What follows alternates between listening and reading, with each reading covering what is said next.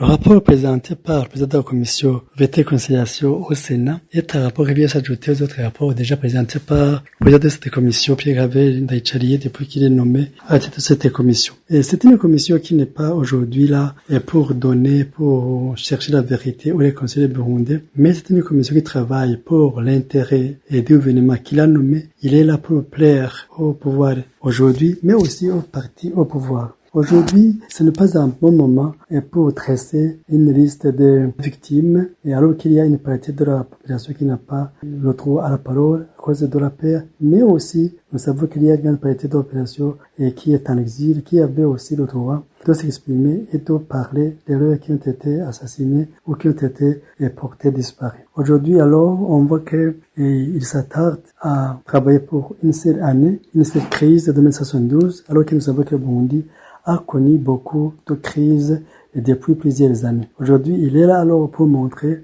qu'il a fait ce que les autres n'avaient pas fait. Donc, il est là pour travailler pour cette partie-là d'opération-là. Aujourd'hui, on voit qu'il veut montrer qu'il y a une partie d'opération qui est bonne, une autre qui est mauvaise.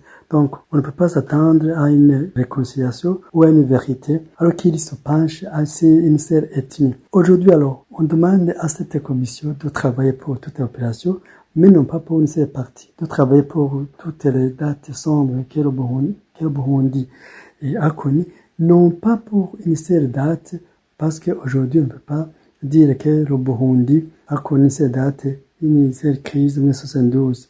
Aujourd'hui, selon lui, il dit qu'il a terminé, qu'il a déjà réconcilié le Burundi, alors que c'est une seule date qui a fait l'objet d'enquêtes, de recensement. Même ce qu'il qualifie, il n'a pas le droit de qualifier de génocide des Hutus, alors qu'il y a l'Organisation des Nations Unies qui est là pour qualifier le génocide.